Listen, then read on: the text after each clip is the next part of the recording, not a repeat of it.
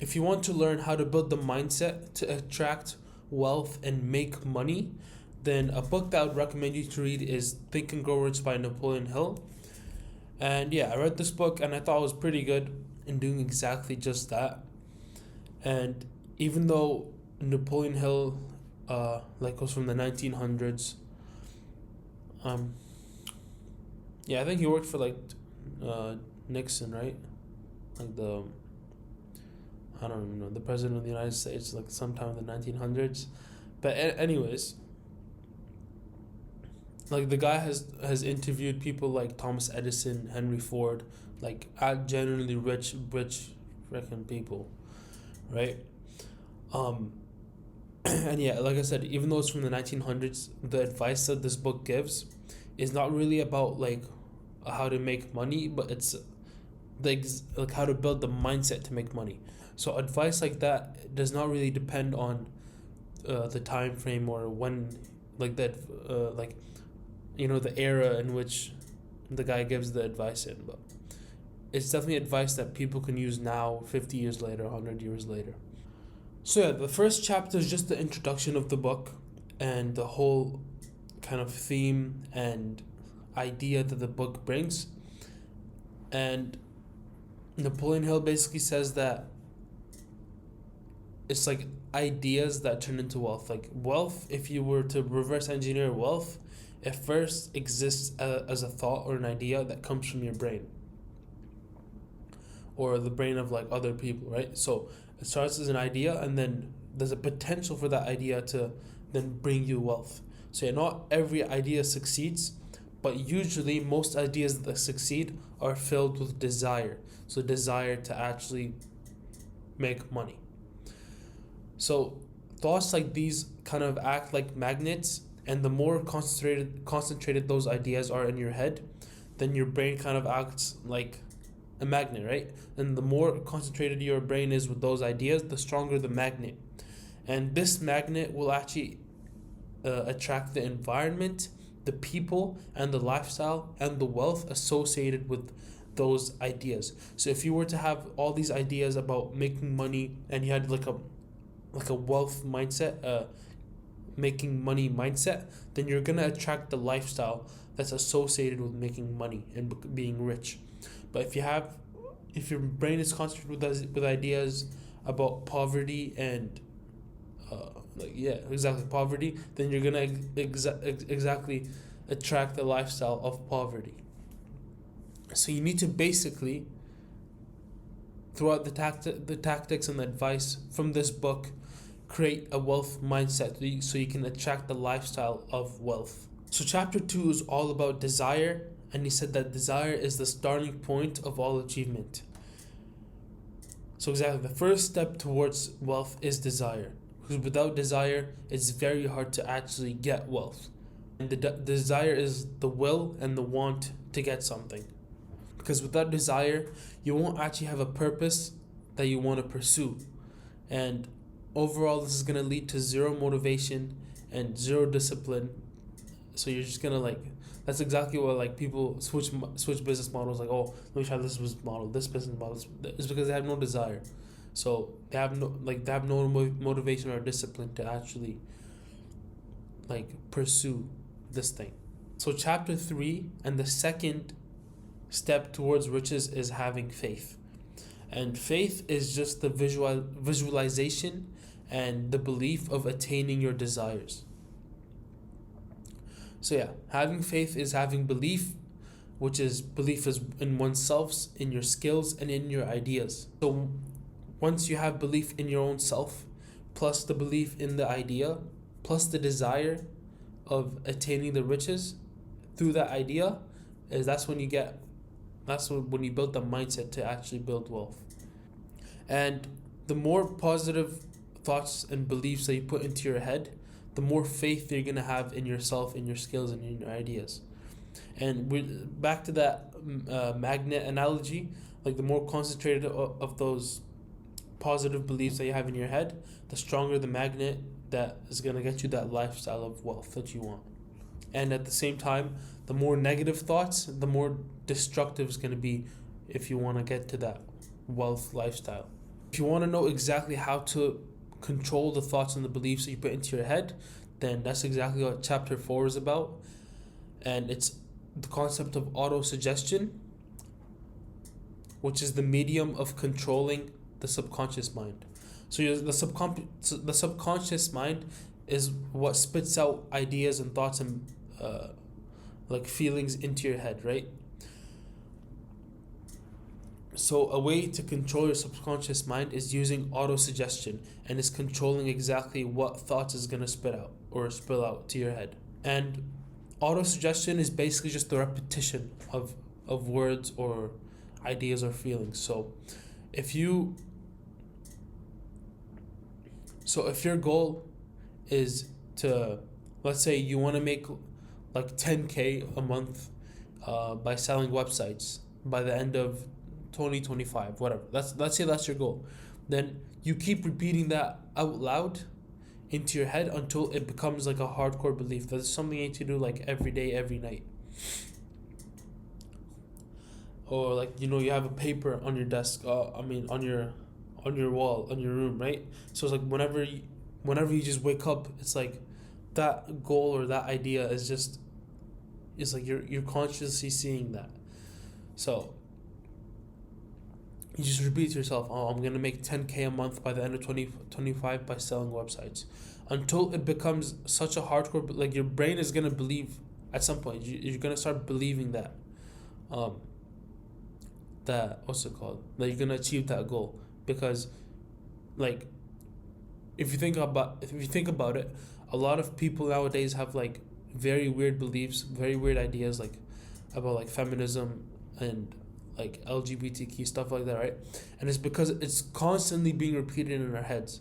So that's exactly what like advertising is like. It just repeats. It really puts it in front of your eyes until you're like, oh, like it just becomes very present in your mind after it's been repeated so many times, right? So you want to do the same thing, but actually use it positively for once, instead of destructing your brain and your ideas and your thoughts. Chapter 5 is about knowledge, and basically Napoleon Hill states that knowledge is just potential power. Because you can know a lot about like SMMA, but if you never act upon it, then you never actually gained anything from that. That's why like a lot of people, they just like keep consuming content about a business model, but never actually act upon it and start the business. Then what was the point of watching all those videos? It was just a waste of time. Like, yeah, okay, I know more about Facebook ads, but if you're not gonna service anyone with Facebook ads, then what was the point of you watching like 50 hours of content? You're not being productive. That's like, a lot of people consider that productive just so they can feel better about themselves. Oh, I'm being productive, I'm watching SMMA videos, I'm watching how to build websites. But if you're never going to service anyone with websites, what was the point of you watching it? So knowledge is potential power. Knowledge that you act on is actual power. And at the same time, it's better to have knowledge about a specific thing, like, than having a lot of knowledge, but like just general knowledge. So because the people that are best in their field have the most knowledge in that specific field. They don't have like a lot of knowledge in everything. It's very hard to get very good at everything, but it's a lot easier to be very good at a few things and then be kind of just like decent at everything else. Once you act on that knowledge, then that's how you get experiences. And experiences are even more valuable because it's something that tells you what works and what doesn't work. And that's exactly why nowadays in the market, personal experience is actually valued more than a degree. Now a degree is not enough anymore. Even if it's just, even like we're talking about out of business now, even like just regular 9-to-5 corporate job, experience is valued more than degrees now. Like before, you're like, oh, if you had a degree, that was low key kind of like good enough to get a job. Now it's like very hard to get a job with just a degree. And if you don't have that many experiences, what you can also do is kind of observe or gain the knowledge from someone else. And that's exactly where a mentor comes and plays a role in basically giving you the knowledge and the advice from the experiences they've had. So if you have a mentor in a specific aspect of business, or like let's say someone who you know has built a lot of websites or ran a lot of Facebook ads for clients, then if you just have to ask them about the knowledge they have and they tell you exactly what you can do, exactly what they know, then that's also added knowledge that you have from someone else. Chapter 6 is about imagination, and he calls it the workshop of the mind. And imagination is basically, let's consider like imagination a part of your brain, right? Like let's say it was a specific part of your brain. So basically, if you don't use imagination, you're not really using most of your brain. So you're not even using your own brain efficiently. You can use your imagination to create ideas, create business plans, business ideas, and problem solve through your situations. Like that's exactly where like Thomas Edison found success, is by using his imagination. Like every inventor, every scientific invention is like basically found through the imagination, because it's like you have to look at what's not been done yet, and then you do it in your own way. You do it in a unique way with a unique idea, with a unique plan. And yeah, if you're basically not using your imagination, you're not actually utilizing your whole brain. So you're kind of like sub-brain human. Chapter 7 is about organized planning, which is the crystallization of desire into action. So like we said before, no thoughts or knowledge can become useful unless they're acted upon. So you need to make them actionable. That's why in every video, I always give you an actionable step, because the knowledge, hopefully you're getting some knowledge from my videos, but the knowledge that you might get from my videos are not going to prove to be useful if they're not acted upon. That's exactly where having like a mastermind group, or like a group of like individuals that are like all into self-improvement. That's why I said like make friends into self-improvement, because you can kind of make your own mastermind or master group to keep you accountable and like kind of force you to be in that taking action mindset instead of just consuming. And when you make plans to make money, a good mindset to have is to foresee failure. So know exactly what are the most probable obstacles that you're gonna come past. So like if you know you always switch businesses like a month and 2 months in, you can foresee that and kind of make a unique plan to overcome that. But if you know the obstacles that you're gonna come that you're gonna come through like in a month or 2 months time, then you would be more prepared to fight against them instead of just like not thinking about it, and then when you get that freaking urge to switch businesses, then it's actually harder to combat it because you haven't been preparing for that month or that 2 months. And chapter 8 is about decision, which is the mastery of procrastination. So yeah, the opposite of decision is procrastination. And once you get the mindset of making decisions and not taking too much time to make a decision, that's when you can actually put your desire and the knowledge into action, because you can't put anything to action if you don't make a decision, right? Your plans won't exist if you're not going to make a decision. If you're just going to like delay and procrastinate, then you're never actually going to make money.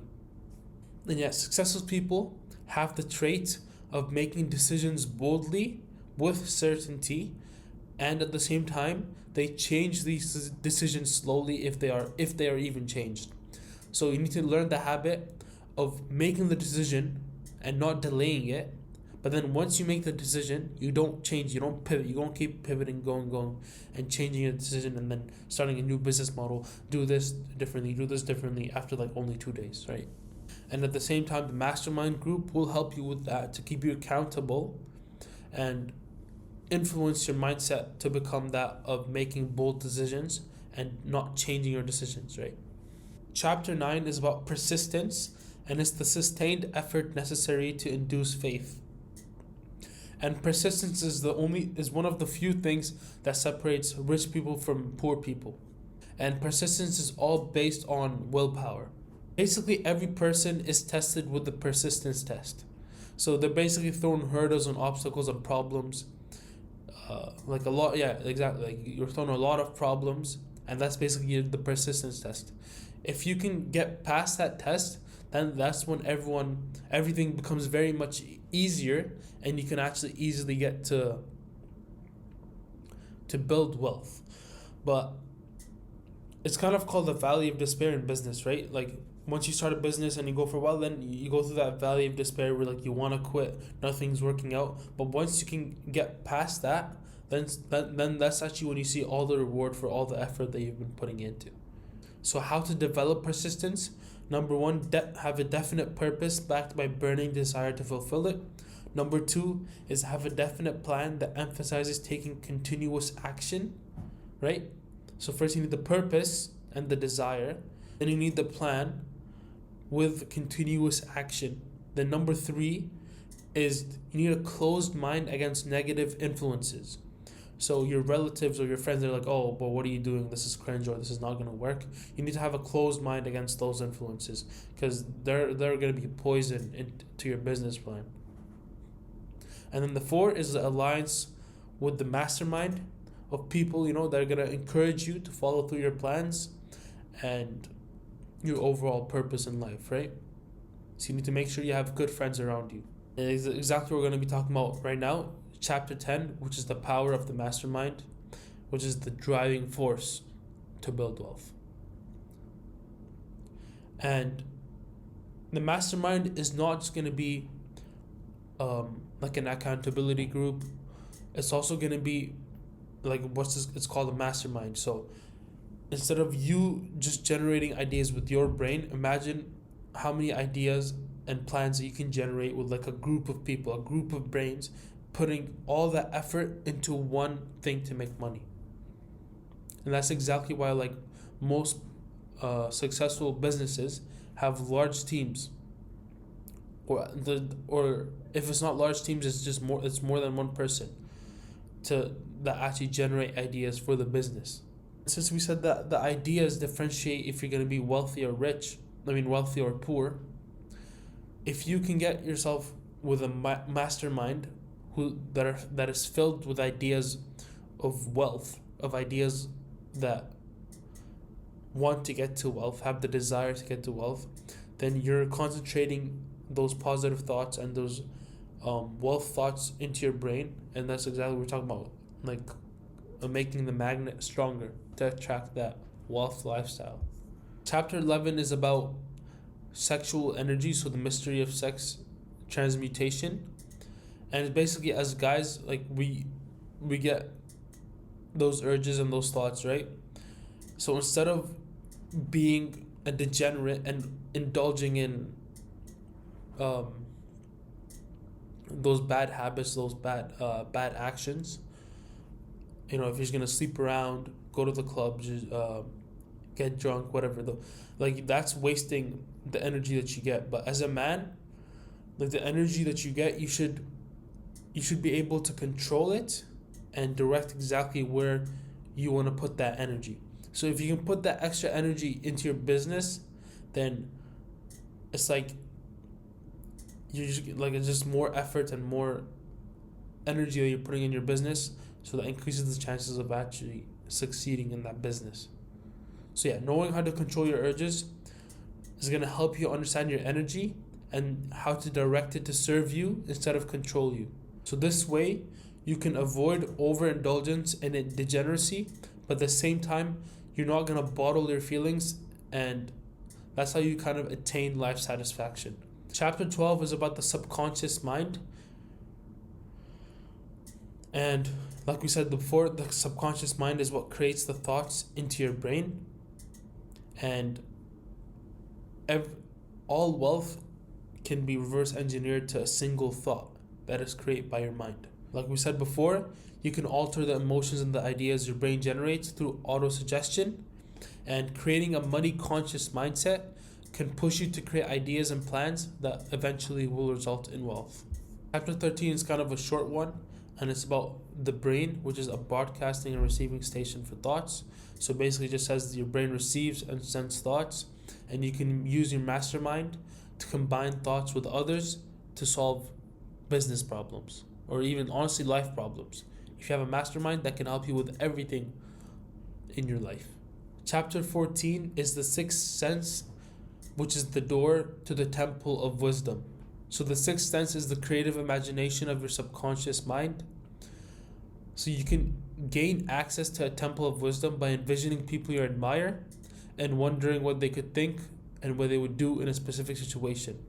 So if you have a guy in business that you look up to, like once you have a problem, you can kind of just think about, like, oh, what would he do? What would he do? What would he do? Or honestly, I think I heard this from Alex or Mozi. You can also try the technique of kind of communicating with your older self. So like if you can imagine like your 80-year-old self, like once you have a life problem, right? This works better for like kind of just general life problems. If you can just imagine your 80-year-old self and like, oh, what would he do in this situation? You can kind of gain insight into extra wisdom on how to like overcome your life problems. But in business, you can kind of like envision people who are very good in business or people that are good in the business model that you're doing. You're like, oh, what would they do? What would they do, right? And maybe you can gain a different perspective on how to solve that problem. And the last chapter, chapter 15, is how to outwit the 6 ghosts of fear. So your biggest 3 enemies are doubt, indecision, and fear. And basically indecision forms into doubt, and doubt and indecision combine to blend into fear. And the sixth sense does not function in their presence. So the sixth sense is basically like an extra sense that's like above human nature, right? So if you have the sixth sense, then you're kind of like, you're gonna function better than humans, better than normal humans, right? And it does not function in the presence of fear. And fear can come in the form of 6 subtle ways that most people have. The first one is the fear of poverty. So if you're always just conscious about, oh no, I have to pay this bill, like, oh no, we're gonna go broke, then you're gonna have that poor mindset, and you're